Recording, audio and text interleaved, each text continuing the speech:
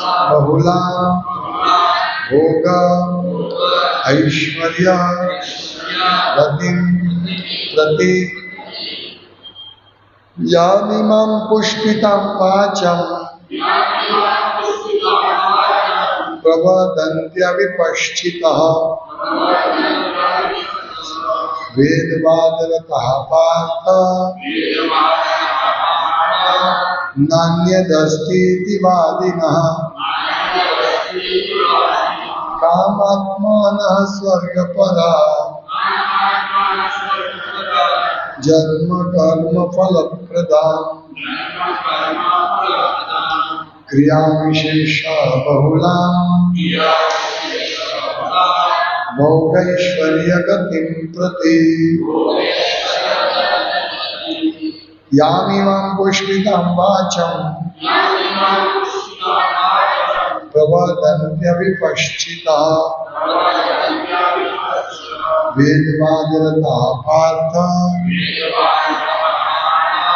नान्यदस्तीति वादिनः कामात्मानः स्वर्गपरा जन्म कर्म फलप्रदां क्रिया विशेषा बहुलां भोगैश्वर्य गतिं प्रति यामिमां पुष्पितां वाचं प्रवदन्त्यविपश्चितः वेदवादरतः पार्थ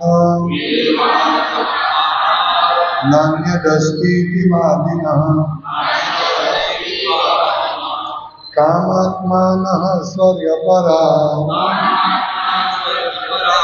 जन्म कर्म फलप्रदां क्रिया विशेषा बहुलां भोगैश्वर्य गतिं प्रति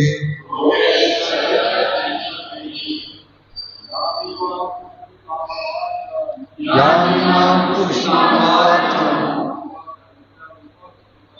प्रवदन्त्यविपश्चितः वेदवादरतः पार्थ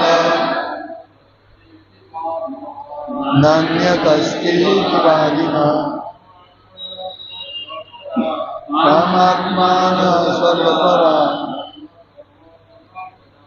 जन्म कर्म फलप्रदां क्रिया विशेषा बहुलां भोगैश्वर्य गतिं प्रति यामिमां पुष्पितां वाचं प्रवदन्त्यविपश्चितः वेदवादरतः पार्थ नान्यदस्तीति वादिनः कामात्मानः स्वर्गपरा जन्म कर्म फलप्रदां क्रिया विशेषा बहुलां भोगैश्वर्य गतिं प्रति। माताजी समय ओछो छे। यामिमां पुष्पितां वाचं प्रवदन्त्यविपश्चितः वेदवादरतः पार्थ नान्यदस्तीति वादिनः कामात्मानः स्वर्गपरा जन्म कर्म फलप्रदां क्रिया विशेषा बहुलां भोगैश्वर्य गतिं प्रति। शब्द यामिमां आवदा पुष्पितां अलंकार प्रचुर वाचं वाणी प्रवदन्ति कहे छे अविपश्चितः ज्ञानना अधूरा भंडोळ वाला मनुष्य वेदवादरतः वेदों कहवाता अनुयायीओ પાર્થ એ પ્રજાપુત્ર ન કદી નહીં અન્ય બીજું અસ્તિ છે ઇતિ એમ વાદિનઃ સમર્થન કરનારા કામ આત્માન ઇન્દ્રિય તૃપ્તિની ઈચ્છા વાળા સ્વર્ગ પરાહ સ્વર્ગની ઈચ્છા વાળા જન્મ કર્મ ફલ પ્રદાન ઉત્તમ જન્મ તથા અન્ય સકામ ફળ આપનારા ક્રિયા વિશેષ આડંબર ભર્યા ઉત્સવો બહુલા વિવિધ ભોગ વિષય ભોગ ઐશ્વર્ય તથા ઐશ્વર્યમાં ગતિ પ્રગતિ પ્રતિ તરફ અનુવાદ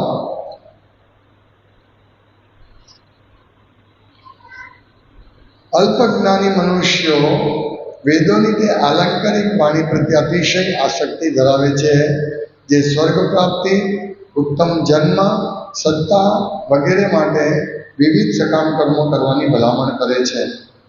વિષયભોગ તથા વૈભવી જીવનના ઈચ્છુક હોવાથી તેઓ કહે છે કે આનાથી વધારે સારું કાંઈ જ નથી. ભાવાર્થ સામાન્ય રીતે બધા લોકો બહુ બુદ્ધિશાળી હોતા નથી અને તેમના અજ્ઞાનને લીધે વેદોના કર્મકાંડ વિભાગમાં બતાવેલા સકામ કર્મો પ્રત્યે તેઓ અત્યંત આસક્ત રહે છે. તેઓને જ્યાં સુરા અને સુંદરી ઉપલબ્ધ છે તથા ભૌતિક ઐશ્વર્ય સહજ પ્રાપ્ત થાય છે એવા સ્વર્ગલોકમાં જીવનના આનંદ માણવા માટે ઇન્દ્રિય તૃપ્તિ કરાવનારા પ્રસ્તાવથી વધારે કંઈ જ જોઈતું નથી. સ્વર્ગ પ્રાપ્તિ માટે વેદોમાં અનેક યજ્ઞોની ભલામણ કરવામાં આવી છે જેમાં જ્યોતિષ્ઠોમ યજ્ઞ મુખ્ય છે. વાસ્તવમાં વેદોમાં કહ્યું છે કે જે મનુષ્યને સ્વર્ગ પ્રાપ્તિની કામના હોય તેણે આ યજ્ઞ અવશ્ય કરવા જોઈએ અને જ્ઞાનના અધૂરા ભંડોળવાળા મનુષ્ય માની લે છે કે વૈદિક જ્ઞાનનો સમગ્ર આશય આટલો જ છે. આવા બિન અનુભવી લોકો માટે કૃષ્ણ ભાવના કરતા દ્રઢ સંકલ્પિત કર્મોમાં સ્થિત થવું ઘણું અઘરું હોય છે. જેવી રીતે મૂર્ખ લોકો ઝેરી વૃક્ષોના ફૂલો પ્રત્યે આકર્ષાય છે પણ આવા આકર્ષણનું પરિણામ શું હશે તે જાણતા નથી, તેવી રીતે અજ્ઞાની માણસ સ્વર્ગીય ઐશ્વર્ય તથા તેના ઇન્દ્રિય ભોગ પ્રતિ આકર્ષાય છે. વેદોના કર્મકાંડ વિભાગમાં કહ્યું છે અપાન સોમ અમૃતાભૂ અને અક્ષયમ હવે ચાતુર્માસે યાજીના સુકૃતમ ભવતી.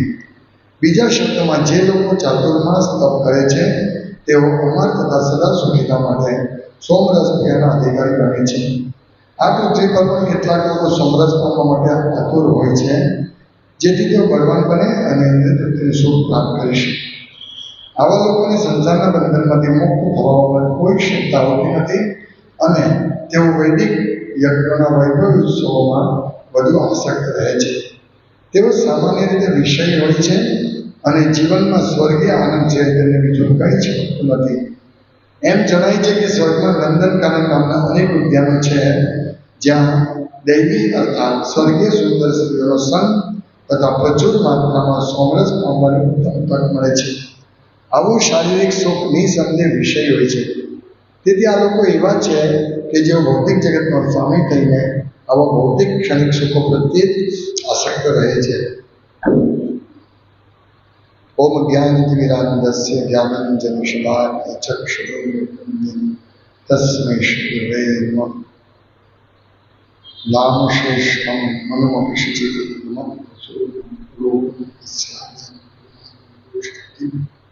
રાધાકુંડમ ગિરિવરમહોદાધિકમાદવાસમ યસ્ય શ્રીગુરું તં નતોऽસ્મિ. વંદ્યહં શ્રીગુરું શ્રીકમલમ શ્રીગુરું વૈષ્ણવાંશ્ચ શ્રીરૂપં સાગ્રજાतं સહગણરઘુનાથાન્વિतं तं સાદ્વૈतं સાવધૂतं પરિજનસહિतं કૃષ્ણચૈતન્યદેવં શ્રીરાધા કૃષ્ણપાદાન સહગણ લલિतं.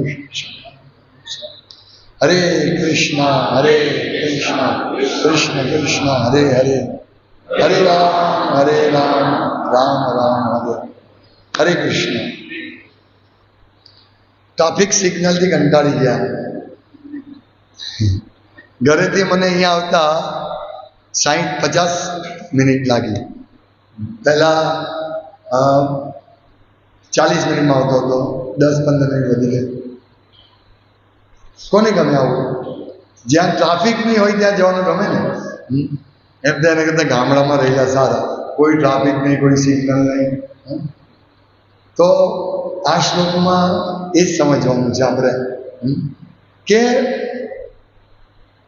આ ભૌતિક જગતમાં લોકો ટ્રાફિક કરીને બેઠા. ક્યાં ટ્રાફિક કરે? ઇન્દ્રિય તૃપ્તિ માટે. એમાં લાંબી લાઈન લગાવીને બેઠા છે અને છેલ્લે શું મળે છે? ધુમાડો. આનંદ નથી મળતો, ધુમાડો મળે છે અને રાહ જોઈએ છે, ઓ ક્યારે ટ્રાફિકમાંથી છૂટું કેમ. આ જગત દુઃખાલયમાં શાશ્વતમ છે. એટલે ટ્રાફિકમાંથી છૂટવા માટે જેને નહીં ખબર હોય તે ખોટો રસ્તો પકડી લેશે. અહીંયા આવતો હતો તો 2 રસ્તા હતા. હવે અહીંયાથી જાઉં કે અહીંયાથી જાઉં? તો હું અહીંયાથી ગયો, બીજા રસ્તેથી ગયો તો ત્યાં વધારે ટ્રાફિક હતું. એટલે પેલા રસ્તેથી જતા તો ટ્રાફિક ઓછું હતું.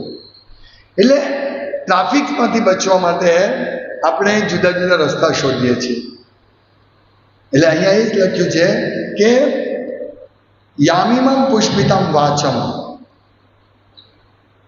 આ પ્રવદંત્ય વિપશ્ચિત વેદવાદરતા પાર્થ. આ એક રસ્તો છે. વેદોમાં સુખ ભોગવવાનો એક રસ્તો બતાવ્યો છે કે તમે આ યજ્ઞ કરો તો એનાથી તમે સ્વર્ગમાં જશો અને સ્વર્ગમાં બહુ આનંદ આવશે, બહુ આનંદ આવશે. ત્યાં સુંદરી અપ્સરાઓ, અપ્સરાઓ એટલી સુંદર હોય છે. સ્વર્ગની અપ્સરાઓ આ પૃથ્વીની કોઈ પણ સુંદર સ્ત્રી કરતાં 1000 ગણી સુંદર હોય છે સ્વર્ગની અપ્સરાઓ. અને ત્યાં કાનનવન કરીને એક જગ્યા છે, બાગ, કે એટલું સુંદર પુષ્પો, ફૂલ, સુગંધિત, ત્યાં અપ્સરાઓ સ્ત્રીઓ હોય. એટલે લોકો એ રસ્તે જવા માંગે છે કારણ કે ટ્રાફિક છે. એટલે લોકોને કે એ રસ્તે જઈશું તો આપણે બહુ જલ્દી સુખી થઈશું. આપણે એકચ્યુઅલી સુખ થવા માટે ના અત્યારે ટ્રાફિકમાં છીએ. આપણું ધ્યેય, જેમ આપણે ઘરે જઈએ છીએ, રાહ જોઈએ જલ્દી જલ્દી ઘરે પહોંચીએ, એવી જ રીતે આપણે એમ કે આ સિગ્નલ પાસ થશે એટલે બસ આપણું ઘર આવી જશે ને આપણે સુખી થઈશું. પણ વાસ્તવમાં આપણે ગમે ત્યાં જઈશું, સ્વર્ગમાં જઈશું, આ ભૌતિક જગતમાં રહીશું, પણ આપણે સુખી નહીં થઈ શકીશું. આપણું દરેક જગ્યાએ આપણે ટ્રાફિક, દુઃખનું ટ્રાફિક રહેશે. દરેક જગ્યાએ સિગ્નલ રહેશે કે જે આપણને રોકશે, આપણી મજા બગાડશે. સિગ્નલ મજા બગાડે છે. તો આ વેદોમાં 3 કાંડ છે: કર્મકાંડ, ઉપાસના કાંડ, કર્મકાંડ, જ્ઞાનકાંડ અને ઉપાસના કાંડ. તો આ કર્મકાંડ વિશે વાત કરી છે કે અલ્પજ્ઞાની મનુષ્ય, જો અહીંયા મનુષ્યોને અલ્પજ્ઞાની કહેવાય છે. કોણ? કે જે વેદોની તે આલંકારિક વાણી પ્રત્યે અતિશય આસક્તિ ધરાવે છે. એટલે વેદોમાં લખ્યું છે કે તમે આ કરશો તો તમને બહુ આનંદ આવશે, તમે સ્વર્ગમાં જશો અને ત્યાં બહુ સારા સુખ ભોગવશો. એટલે અહીંયા યજ્ઞ કરવાનું પણ ભલામણ કરી છે કે સ્વર્ગલોકમાં જીવનનો આનંદ માણવા માટે વ્યક્તિને આ અહીંયા ચતુર્માસ કે બીજા બધા યજ્ઞ કરવામાં આસક્તિ રહી છે. જે વસ્તુ શાસ્ત્રમાં લખ્યું છે, વેદોમાં લખ્યું છે કે તમે, જેમ અહીંયા લખ્યું છે કર્મકાંડ વિભાગમાં વેદના, કે જે લોકો ચાતુર્માસ તપ કરે છે તેઓ અમર તથા સદા સુખીતા માટે સોમરસ પીવાના અધિકારી બને છે. તો લોકો ઈચ્છે છે, આ પૃથ્વી પર પણ લોકો દારૂ પીવા માટે આખો દિવસ મહેનત કરે, સાંજે દારૂ પીએ, અથવા કોઈ તો આખો દિવસ દારૂ પીએ છે. હા, તો સોમરસ પીવાનું અને અમર, બસ મારું મૃત્યુ નહીં આવે. પણ આપણે જોઈએ છીએ મને રોગ નહીં થાય અને મારું મૃત્યુ નહીં આવે, આપણે ઈચ્છીએ છીએ, તો પણ રોજ કંઈક ને કંઈક નવા રોગો ઉત્પન્ન થાય છે અને રોજ એક મલ્ટી સ્પેશિયાલિટી હોસ્પિટલ રોજ ખુલે છે. પહેલાં આપણે જેમ શેરીઓમાં રહેતા હતા તો દરેક શેરીના નાકે એક મંદિર હતું. હવે મંદિર કશે નથી, હવે હોસ્પિટલ થઈ ગઈ. હવે હોસ્પિટલ જ આપણા મંદિર છે. હા, કારણ કે રોગ થાય છે, એટલે કોઈ રોગી થવા નથી ઈચ્છતો, પણ રોગ આવે છે. એ આ ભૌતિક જગતનો સ્વભાવ છે. એટલે આપણે એક ટ્રાફિકમાંથી નીકળવા જઈએ, બીજા ટ્રાફિકમાં ફસીએ. આપણને એમ કે અહીંયા મજા આવશે, પણ મજા નથી આવતી. એટલે આપણે વિચારીએ કે આપણે સ્વર્ગમાં જઈશું તો મજા આવશે, પણ સ્વર્ગમાં પણ ટ્રાફિક જામ છે. કારણ કે સ્વર્ગમાં જવું સહેલું થોડું છે, કેટલું બધું ટ્રાફિક આવે, કેટલા બધા વ્રત, તપ, નિયમો પાલન કરવા પડે. ત્યારે ચાતુર્માસ, હવે ચતુર્માસ શરૂ થશે. હા, તો ચતુર્માસ કેટલું કઠિન છે.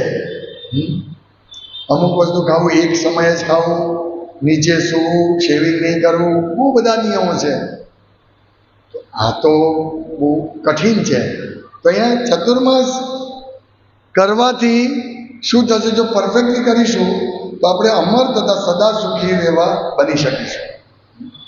ચાતુર્માસ યાજના સુકૃતમ ભવતી, આપણે અમર થઈશું. અમર એટલે શાશ્વત નહીં, અમર એટલે આપણી સરખામણીમાં પૃથ્વીલોક, આજે ભારત વર્ષના લોકો છે તેની સરખામણીમાં અમરતાની વાત કરું છું અહીંયા. એટલે માનો કે એક કીડી છે, કીડી કેટલું જીવે છે? 2-4 દિવસ અને મરી જાય. તો કીડીની સામે આપણે અમર છીએ, હે ને? એવી જ રીતે દેવતાઓ 10,000 વર્ષ જીવે છે. એટલે એવું લાગે કે 10,000 વર્ષ દેવતાઈ વર્ષ. એટલે આપણે અહીંયાનું 1 વર્ષ પૂરું થાય 12 મહિના, એટલે દેવતાઓનો 1 દિવસ પૂરો થાય. એવા 30 દિવસ એટલે દેવતાઓનો 1 મહિનો. મીન્સ આપણા 30 વર્ષ પૂરા થાય ત્યારે દેવતાઓનો જૂન મહિનો પૂરો થાય. મીન્સ 1 મહિનો પૂરો થાય. જૂન, જુલાઈ, ઓગસ્ટ, અને દેવતાનો જૂન, જુલાઈ અને ઓગસ્ટ પતે એટલે આપણે હરે કૃષ્ણ. કારણ કે આપણા 90 વર્ષ થઈ જાય 3 મહિનામાં. દેવતાઓના 3 મહિના એટલે આપણા 90 વર્ષ ખલાસ થઈ જાય, ફિક્સ. તો આવા દેવતાઓ 1 વર્ષ અને 10,000 વર્ષ જીવે છે દેવતા, એટલા અમર કહેવાય. આપણે પણ અમર બની શકીએ દેવતાની જેમ, પણ આ કરવું પડે. સોમરસનું પાન કરવું, અરે આ યજ્ઞ કરવો પડે, ચતુર્માસ કરવો પડે. પણ એટલે આ ટ્રાફિક છે ને, કેટલું જામ ટ્રાફિક છે. હે, ચતુર્માસ કરવું સહેલું છે? એકાદશી આવે, નિર્જલ એકાદશી. હા, ક્યારે સાંજ પડે, ક્યારે રાત પડે અને સૂઈ જાઓ. તો એક ભક્ત મને કહેતા, પ્રભુ કોગળા થાય, બ્રશ થાય, ઘણું બધું. એક એકાદશી અઘરી પડે છે, વિચારો. હા, ક્યારે રાત પડે અને ક્યારે બીજે દિવસે પારણા થાય. આપણે રાહ જોઈએ. અને જ્યારે નિર્જલ એકાદશી કરી તો પાણીનો અવાજ આવે.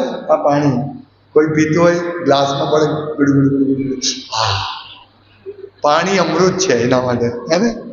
કેટલા જણા કરેલી એકાદશી નિર્જલ? એક કરેલી, અમૃત લાગે. ને એકવાર ઘણા વખત પહેલા હું નિર્જલ એકાદશી કરતો હતો, તો એકવાર મહાપ્રભુ આવ્યા હતા અને બેઠેલા હતા. તો પાણી આવું આનાથી ઠંડુ પાણી ગ્લાસ આવ્યા અને આવી રીતે આમ બધું જામેલું. એટલે કેટલું સરસ લાગે. એકાદશી 6-7 વાગ્યા સુધી પાણી પીએ. તો મહાપ્રભુને પૂછ્યું કે પાણી પીવાય? એ કે હા, એકાદશીમાં જેને નિર્જલ કરીએ એ કરી શકે, પણ તમે તરત જ પાણી પી લીધું. એટલે કહેવાનું તાત્પર્ય, એકાદશી ભારી પડે છે આપણને કરવી, તો ચાતુર્માસની ક્યાં વાત આવી? અને એક ચાતુર્માસ નહીં, કડકાઈથી પાલન કરવા પડે કેટલા બધા, ત્યારે આપણે અમર બની શકીએ. એટલે આ પણ ટ્રાફિક જામ છે. અહીંયા તો સુખ છે જ નહીં. સવારથી સાંજ કેટલા ધક્કા ખાઈએ, કેટલી વાર આંખથી હીરા જોઈએ ત્યારે માંડ સાંજે 1000-2000 રૂપિયા મળે. અહીંયા તો ટ્રાફિક જામ છે. ત્યાં પણ ટ્રાફિક જામ. હવે ટ્રાફિક સરળ ક્યાં છે? ટ્રાફિક સરળ છે ભગવત ધામની લાઈનમાં. કોઈ ટ્રાફિક નથી, કોઈ વધારે મુશ્કેલી નથી. ભગવત ધામમાં જવું હોય તો કોઈ વધારે સિગ્નલ નથી, કોઈ વેઇટિંગ નથી. જેમ તમે એક સિગ્નલ પરથી નીકળો અને બીજા સિગ્નલમાં પણ હજુ ગ્રીન જ છે, ત્યાંથી પણ નીકળો, ત્રીજું સિગ્નલ એ પણ ગ્રીન છે, બધા જ સિગ્નલથી નીકળશે. કેટલું સારું લાગે? કેટલું સારું લાગે? ભગવત ભક્તિમાં એવું જ છે, કોઈ સિગ્નલ નથી. અને જે સિગ્નલ છે ને એ પણ ચાલુ છે. એટલે મીન્સ તમારે ઊભા જ નહીં રહેવું પડે. એટલી સરસ ભક્તિ છે. 7 સિગ્નલ છે પણ બધામાં ફટ ફટ ફટ 9 સિગ્નલ છે. તમે ભક્તિ શરૂ કરો 9 સિગ્નલ વચ્ચે આવે, પણ એ સિગ્નલ આનંદદાયક. શ્રવણમ કીર્તનમ વિષ્ણુ સ્મરણમ પાદ સેવનમ વંદનમ અર્ચનમ દાસ્યમ સખ્યમ આત્મનિવેદનમ. આ તબક્કા છે, પણ એટલા બધા સરળ છે અને મજા આવે. જેવું સિગ્નલ પડે 120 સેકન્ડ ઉભા રહેવાનું, તો આપણે શું કરીએ? આમ તેમ શોધીએ કે હવે ટાઈમ 120 સેકન્ડ કાઢવી કેવી રીતે, હે ને? ક્યાંક ખિસ્સામાંથી મોબાઈલ કાઢીએ ને કે આમ તેમ જોઈએ. મનમાં ગાળો બોલી આ ગવર્મેન્ટ પણ કરી છે. એક જણ મને કહેતો હતો કે આ સિગ્નલથી લોકો એટલા પરેશાન થઈ ગયા કે કોમેન્ટ લખેલી કે ગૃહમંત્રીને એક સ્કૂટરને એક સ્કૂટરને એક હેલ્મેટ આપી દો ને ટિફિન આપી દો ને પછી કે આખા સુરતનો ફર, તો ક્યારે તું ઘરે પહોંચે એટલે ખબર પડે. એ લોકો કંટાળી ગયા છે, હે ને? પણ કોઈ ઉપાય નથી. સ્વર્ગમાં જવાનો પણ રસ્તો અઘરો છે, પણ ભક્તિ ભગવાનના ધામમાં જવાનું બહુ સરળ છે. સિમ્પલ અને મજા. એટલે સિગ્નલ પર ઉભા રહીને આપણે ટાઈમ પાસ કરવાનું પણ એ પણ અઘરું પડે છે. 2 મિનિટ એટલે કેટલી લાંબી લાગે, હે ને? પણ જો 3 કલાક પિક્ચર જોવું હોય તો પતી ગયું પિક્ચર, એવું લાગે ને? એ મજા આવે આપણને. પણ જો આપણે ભક્તિ કરીશું, આ બધી અહીંયા જે શરૂઆત થઈ ને એ હવે ડાયવર્ટ. આ શ્લોકમાં ભગવાન શું સમજાય છે ગીતાના સારમાં 41 શ્લોક સુધી કે વ્યક્તિનું દ્રઢ નિશ્ચય હોવો જોઈએ. વ્યવસાયિત્મિકા બુદ્ધિ એકે ગુરુ નંદન. વ્યવસાયિત્મિકા બુદ્ધિ હોય છે, દ્રઢ નિશ્ચયવાળી બુદ્ધિ. બસ એક જ કૃષ્ણ, મારું આ સિગ્નલ, અહીંયા જ મારે જવાનું છે. એને વ્યવસાયિત્મિકા બુદ્ધિ કહે. અને બહુ શાખાની યનંતાશ છે. એમાં અનેક શાખામાં નથી. જેની બુદ્ધિ છે, જે કૃષ્ણ ભક્ત નથી, એની અનેક શાખામાં બુદ્ધિ છે. એ સ્વર્ગમાં જવાનું વિચારે, અથવા આ જ ભૌતિક જગતમાં મજા કરવાનું વિચારે, કરોડપતિ બનવાનું વિચારે, સુખ ભોગવવાનું વિચારે. આ અનેક શાખામાં વિભક્ત બુદ્ધિ છે. એને ખબર નહીં પડે 5 રસ્તા છે, ક્યાં જવું એને ખબર નહીં પડે. સામે જવું મીન્સ સ્વર્ગમાં જવું, નરકમાં જવું, પશુ જીવન મેળવવું, મનુષ્ય જીવન મેળવવું, ખબર જ નહીં પડે. જ્યારે વ્યાવસાયિકમિકા બુદ્ધિ એકે ગુરુ નંદન, આગળના શ્લોકમાં ભગવાન કહે છે કે એ દ્રઢતાથી નિશ્ચય કરો. અને બીજું કે એ રસ્તા પર નેહાભિક્રમ નાશોસ્તી પ્રત્યવાય ન વિદ્યતે. આ રસ્તા ઉપર, કૃષ્ણ ભક્તિના રસ્તા ઉપર કોઈ ટ્રાફિક નથી અને કોઈ પરેશાની નથી. ના નેહાભિક્રમ નથી, અને એમાં કોઈ હાનિ નથી અને કોઈ હ્રાસ નથી. સ્વલ્પમપ્યસ્ય ધર્મસ્ય ત્રાયતે મહતો ભયાત. જો ખાલી ભક્તિ કરવાથી, સ્વલ્પમપ્ય થોડી ભક્તિ કરવાથી મહાન ભયમાંથી બચી શકીએ છીએ. ભગવાન આ કહે છે, તમે વિચારો. સ્ટ્રેટ સીધી લાઈન, ખાલી લાઈન. એમાં તમને થોડું પણ કામ કરશો તો તમને એ મળશે. જ્યારે સ્વર્ગમાં જવાનું આટલું બધું મહેનત કરીને, વ્રત તપ કરીને, યજ્ઞ કરીને સ્વર્ગમાં જઈશું તો અંતે ક્ષીણે પુણ્ય મર્ત લોકમ વિશંતિ, આપણું પુણ્ય પૂરું થઈ જશે અને પાછા આપણે આ મૃત્યુલોક પર આવીશું. ક્ષીણે પુણ્ય મૃત્યુલોકમ વિશંતિ. આપણે ઘરે ઓફિસેથી નીકળ્યા, ઘરે પહોંચ્યા, હા શાંતિ, ઘરમાં બેસીએ, આરામ કરીએ, મજા કરીએ, પત્ની પંખો નાખે અને આપણે જમીએ, કેટલો આનંદ આવે. હવે તો પંખો ચાલે, સ્વિચ કરે એટલે ચાલે. પત્ની ટીવી જોતી હોય, પતિ જમતો હોય, હવે એવું થઈ ગયું. તો પણ ઘરે શાંતિ થાય, શાંતિ લાગે ને. પણ પાછા બીજા દિવસથી એ જ સિગ્નલ ટ્રાફિક, એ જ ગધાવેતરું કરવાનું, એ જ ધુમાડો ખાવાનો, એ જ બોસની ગાળ ખાવાની, આ પ્રોબ્લેમ, પેલો પ્રોબ્લેમ. પાછો આખો દિવસ ફરીને પાછા ઘરે આવીએ સાંજે, હા હવે શાંતિ લાગે, હવે સારું લાગે, હે ને? નહીં, આવા ઘરનું મન. સ્વર્ગમાં જવું, પાછા આવું, પાછા સ્વર્ગમાં જવું, પાછા આવું, એવું છે. આના માટે શું કામ મહેનત કરીએ આપણે? આપણે એવી જગ્યા માટે મહેનત કરીએ કે જ્યાં જવાથી યદ ગત્વાન નિવર્તન્તે તદ ધામ પરમમ મમ. આ ભગવદ્ ગીતાનું બીજા અધ્યાય છે, ગીતાનો સાર છે. તો આ સારમાં ભગવાન કહે છે કે જે લોકો અલ્પ બુદ્ધિ છે, પ્રવદંત્ય વિપશ્ચિત, જે જ્ઞાનના અધૂરા ભંડારવાળા છે, તે લોકોને વેદવાન કરતા, એમને આ વેદોના જે આ બધા પુષ્પ, યામીમાં પુષ્પિતા, એટલે આ બધું જે આપણે કહે ને કે ચણાના ઝાડ, પેલું કહે ને આકાશ પુષ્પ, હવાઈ મહેલ, હવામાં કોઈ મહેલ નથી હોતો, હવાઈ મહેલ જેવું છે. બહુ મજા આવશે તમને સ્વર્ગમાં, બહુ મજા આવશે. એકવાર એક જોક છે, એક વ્યક્તિનું મૃત્યુ થાય છે તો એને સ્વર્ગ ને નરકની, આ બાજુ સ્વર્ગ હોય ને આ બાજુ નર્ક હોય, ત્યાં વચ્ચે લઈ જવામાં આવે છે અને જોઈએ છે બંનેની બાજુ મોટા ટીવી લગાડેલા હતા. સ્વર્ગમાં ની બહાર ટીવી લાગેલું કે અહીંયા બધા લોકો શું કહેવાય, તપ કરે છે, વ્રત કરે છે, ભૂખ્યા રહે છે, થોડું જ જમે છે, યોગ કરે છે, અને નરકની બહાર બહુ આનંદ કરે છે. ટીવી જે હતું એમાં બહુ આનંદ કરે છે, મોજ મજા કરે છે, દારૂ પીએ છે, નાચે છે અને બહુ હસતા રહે છે. તો પેલાને પૂછે તારે ક્યાં જવું છે? તો કે આ નરકમાં. કેટલું સરસ, મજા છે આમાં. તેને જો નરકમાં લઈ જાય, દરવાજા બધા અંદર નાખે છે, એટલે એવો જ યમદૂતો, નરકના દૂતો બરાબર ચાબુક લઈને ઉભેલા ફટાફટ મારવા માંડે છે. તો કે ભાઈ તમે બહાર તો આટલું સરસ એ હતું, ટીવી ઉપર તે બતાવ્યું, તે કે અમારી જાહેરાત છે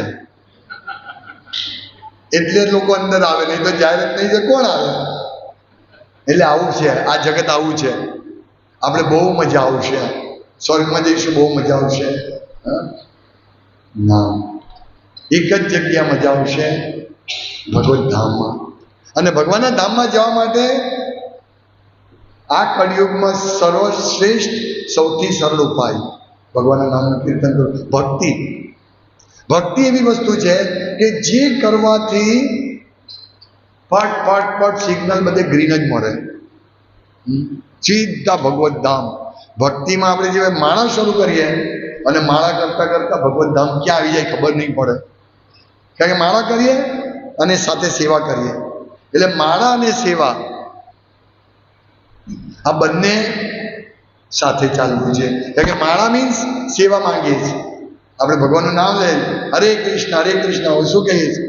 હે કૃષ્ણ, હે રાધારાણી, હરે રામ હે રામ, હે ભગવાનની અંતરંગ શક્તિ, મને તમારી સેવામાં લગાડો. આ હરે કૃષ્ણ મંત્રનો અર્થ છે.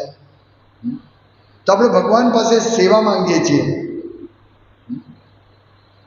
ભગવાન, જે મૂર્ખ લોકો છે તે ભગવાન પાસે જઈને અથવા દેવતા પાસે જઈને સ્વર્ગમાં જવાની ઈચ્છા કરે, પણ જે બુદ્ધિશાળી છે તે કહે ભગવાન તમારે મને જે આપવું હોય તે આપો, બસ હું તમારી સેવા કરીશ.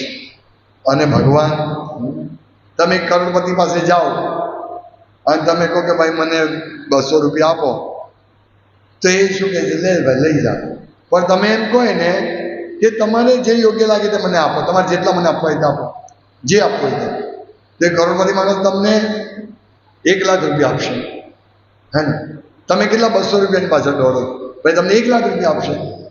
એવી જ રીતે વેદવાદ રતામ, જે વેદોની આલંકારિક એમાં ફસાય છે તે 200 રૂપિયા મેળવે છે, અને જે ભગવાનની ભક્તિ કરે છે તે કરોડો રૂપિયા મેળવે છે. ખજાનો છે, ભગવાનનું નામ ખજાનો છે, કારણ કે ભગવાન અને ભગવાનનું નામ અભિન્ન છે.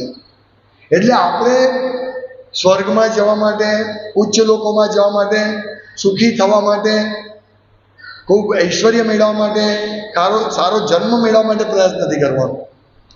આપણે માત્ર ભગવાનને પ્રસન્ન કરવાનો પ્રયાસ કરવાનો. ભગવાનને પ્રસન્ન કરીશું તો આપણો માર્ગ સીધો મોકળો થશે. ગમે તેટલું ટ્રાફિક હોય પણ જો એમ્બ્યુલન્સ વાળો આવે ને, એમ્બ્યુલન્સ વાળાની જગ્યા કરી આપવી પડે, ટ્રાફિકમાંથી બહાર નીકળી જાય. ગમે તેટલા સિગ્નલ હોય. આ નિયમ છે કે આ ટોલ ટેક્સ ઉપર ઘણી બધી લાઈનો, એમાં સિગ્નલ ઊભી રહી અને ટોલ ટેક્સ ભરે પછી આગળ જવા. પણ જે લાઈનમાં એમ્બ્યુલન્સ આવે એ લાઈનને બધીને ફ્રી જવા દેવાનું, જ્યાં સુધી એમ્બ્યુલન્સ હોય ત્યાં સુધી. એટલે એમ્બ્યુલન્સને જવા દેવી પડે. ને અહીંયા પણ ગમે તેટલું ટ્રાફિક હોય, હું આવતો હતો તો પાછળ એમ્બ્યુલન્સ હતી, બધાએ રસ્તો કાઢીને, એટલું બધું ટ્રાફિક એક ઇંચ હલતું નહીં હતું. પણ જેવી એમ્બ્યુલન્સ આવી બધાએ રસ્તો કરીને એમ્બ્યુલન્સ પાટ પાટ હું કરીને નીકળી ગઈ. એવું જ છે ભક્તિ. આપણે હરે કૃષ્ણ કૃષ્ણ કૃષ્ણ હરે હરે, હરે રામ રામ રામ હરે હરે, અને રસ્તો થઈ જશે આપણો. સિગ્નલ પટ પટ પડતા થઈ જશે.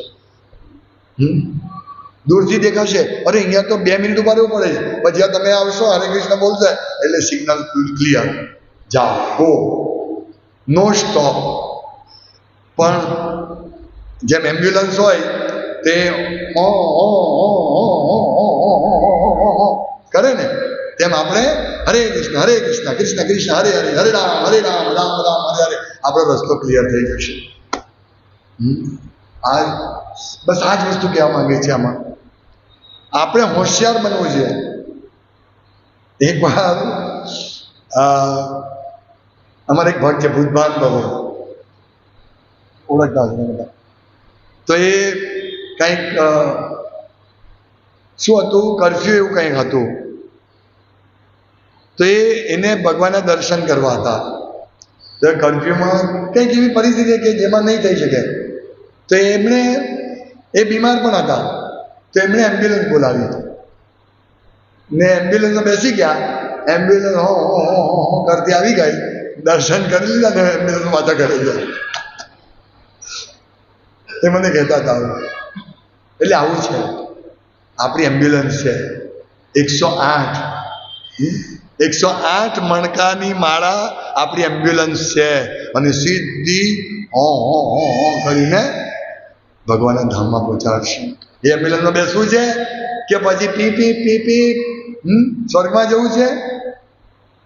આ એક જ અર્થ છે આનો. એટલે જે આમાં લખે છે પ્રભુપાદ કે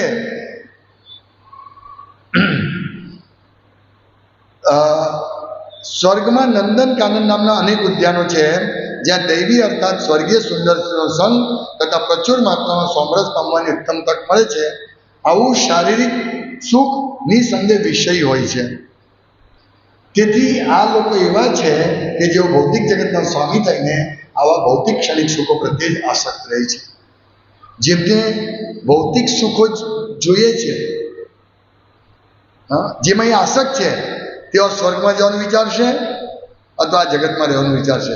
પણ ના, જેને ભૌતિક સુખ નથી જોઈતા, જેને આધ્યાત્મિક સુખ જોઈએ છે, કાયમી સુખ જોઈએ છે, તેણે ભગવાનની ભક્તિ કરવાની છે. એ જ આગળના શ્લોકોમાં કહ્યું છે.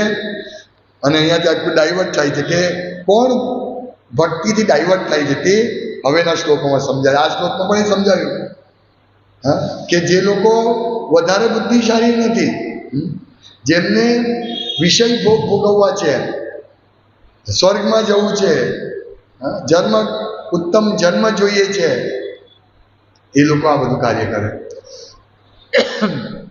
આ બધા યજ્ઞ તપ કરે. આપણે એક જ યજ્ઞ કલેશ યજ્ઞ સંકેતન પ્રાય યજંતી સુમેધસ. આ કળિયુગમાં આ યજ્ઞ જ કરવા જેવો છે. અને સુમેધસ જે બુદ્ધિશાળી લોકો છે તે આ યજ્ઞ કરે છે. કૃષ્ણ વર્ણમ તુષા કૃષ્ણમ સાંગોપાંગાસ્તુ પાર્ષદમ યજ્ઞ સંકીર્તન પ્રાય. સંકીર્તન યજ્ઞ કરે છે. મીન્સ સાથે બેસીને જ્યારે ઉપર આવ્યો ત્યારે કેટલું સરસ દિવ્ય કીર્તન ચાલતું હતું હરે કૃષ્ણનું. આ સંકીર્તન યજ્ઞ એ બુદ્ધિશાળી લોકો જ કરે, બીજા નહીં કરે. તમે જોજો, જે બહુ બુદ્ધિશાળી એની જ કરે. જે બુદ્ધિશાળી નથી, જેનું ભાગ્ય નથી, એ આ સંકીર્તન યજ્ઞ નહીં કરી શકે. આપણે જોવું છે. તમે જુઓ, જેની પાસે બહુ ઐશ્વર્ય છે, બહુ વૈભવ છે, કહેવાતું સુખ છે, પણ ચિંતામાં રહી છે, એ લોકોના નસીબમાં નથી. આ અહીંયા જ્યારે આપણે સંકીર્તન કરતા હતા, એક નાના છોકરાઓ પણ ગાતા હતા. પણ જ્યારે આપણે કોઈ ના ઘરે કરોડપતિ કે લખપતિના ઘરે કંઈ પ્રોગ્રામ હોય છે, કોઈ ગાય નહીં. એટલે સંકીર્તન યજ્ઞ બુદ્ધિશાળી લોકો કરી શકશે. પેલા લોકો આ જ બધું કરશે. વેદવાદ રકામ, વેદોના પ્રમાણે કર્મકાંડ જ્ઞાનકાંડ મેળવશે, બસ એનાથી પાસ નહીં જશે. પણ વેદોનો હેતુ શું છે? વેદેશ્ય સર્વેર હમેવ વેદ્યા. વેદમાં જાણો છો કે હું છું, ભગવાન કૃષ્ણ કહે છે. મીન્સ કૃષ્ણ ભગવાન વેદ વાંચ્યા પછી કૃષ્ણ ભગવાનને જાણો એ ધ્યેય હોવો છે. એટલે જે વ્યક્તિ વેદવાદ કરતા હોય તે ભગવાન નહીં સમજી શકે. એને એમ કે આ જ બધું પરફેક્ટ છે, આ જ મજા છે. પણ જે ભક્ત છે તે વેદોનો ઉદ્દેશ જાણીને સીધો ભગવાન કૃષ્ણની સેવામાં લાગે છે. એટલે આપણે બધા બુદ્ધિશાળી છીએ કે આપણે સીધા ભગવાન કૃષ્ણની સેવામાં લાગ્યા છીએ. હરે કૃષ્ણ. શ્રીમદ ભગવદ્ ગીતા કી જાય. કોઈને પ્રશ્ન? હા, બીજું ખાસ કે હવે 7 તારીખે, જુલાઈની 7 તારીખે રથયાત્રા આવે છે. અને રથયાત્રામાં ભગવાન જગન્નાથને પ્રસન્ન કરવાનો એક બહુ સરસ ઉપાય છે કે લોકોને રથયાત્રામાં જોડવા. તો લોકોને રથયાત્રામાં જોડવા શું કરવું છે? પુસ્તક આપવી છે. પ્રભુપાદની ભગવદ્ ગીતા, કૃષ્ણ બુક, ભાગવતમ, પ્રભુપાદના પુસ્તકો લોકોને આપવાથી લોકો રથયાત્રામાં જોડાશે અને તમારી જેમ ભાગ્યશાળી થઈને આવી રીતે સંકીર્તન કરશે. એટલે આ એક બહુ મોટી સેવા છે કે દરેક ભક્તો, પ્રભુજી પ્લાનિંગ કરશે, દરેક ભક્તો અડધો કલાક કે 1 કલાક આપો રોજ. 7 તારીખ સુધી રોજ 1 કલાક અડધો કલાક આપો અને પુસ્તક વિતરણ કરો. બહુ આનંદ આવશે. અને એનાથી જગન્નાથ ભગવાન બહુ ખુશ થશે, કૃષ્ણ બહુ ખુશ થશે. અને તમારે સીધા સિગ્નલથી આકર્ષશે કૃષ્ણ તમને, અને તમે સીધા ભગવદ્ધામ જઈ શકશો. એટલે આ પુસ્તક વિતરણ એ બહુ મોટી સેવા છે. એટલે મારી વિનંતી છે કે બધા જ ભક્તો, માતાજીઓ, પ્રભુજી રોજ અડધો કલાક કમસે કમ આપો. અને જુઓ એ બહુ મોટી ભક્તિ છે. જ્યારે તમે કોઈકને કૃષ્ણ ભક્તિ વિશે કહેશો તો ભગવાન બહુ પ્રસન્ન થાય છે. ન ચ તસ્માન મનુષ્ય શું કશ્યમે પ્રિય કરતા. એનાથી વિશેષ પ્રિય મને કોઈ નથી કે જે આ ઉપદેશ આપે છે, દિવ્ય ઉપદેશ આપે છે. તો આપણે બધા દિવ્ય ઉપદેશ નથી આપી શકવાના, પણ તમે દિવ્ય ઉપદેશ જેમાં જે પ્રભુપાદના પુસ્તકો કોઈને આપશો તેનું બહુ મોટું કલ્યાણ થશે. તમે આજુબાજુવાળાને આપો. લેડીઝો, 4-5 લેડીઝો બપોરે જો સમય મળે તો ઘરે ઘરે જઈને, એપાર્ટમેન્ટમાં, સોસાયટીમાં જઈને 4-5 લેડીઝ જઈને પુસ્તક વિતરણ કરી શકે. બહુ સારું પરિણામ આવશે. એક માતાજીએ બર્થડે હતી હમણાં થોડા દિવસ પહેલાં, તેમણે 15 રામાયણ એક ભાગવતમ છે અને કેટલી બધી ગીતા ભગવદ્ ગીતા ઘરે ઘરે જઈને આપી. તો આ રિયલ વસ્તુ છે. આપો, આનાથી ભગવાન બહુ પ્રસન્ન થશે. ભગવાન સાથે ડાયરેક્ટ ભગવાન તમને જોશે. જગન્નાથ ભગવાનની મોટી આંખો છે, એ જોશે કે મારો આ ભક્ત મારા માટે કામ કરે છે, એ આટલી બધી મહેનત કરીને લોકોને મારી સાથે જોડી રહ્યા છે. તો તમને બધા નમ્ર વિનંતી કે હરિ દામોદર પ્રભુ, દેવ દામોદર પ્રભુ, ભગવાન દામોદર પ્રભુ પ્લાનિંગ કરે એ પ્રમાણે તમે એટલીસ્ટ 7 તારીખ સુધી જુદી જુદી જગ્યાએ અથવા જે પ્લાનિંગ કરે એ પ્રમાણે પુસ્તક વિતરણનો પ્રયાસ કરો. હરે કૃષ્ણ.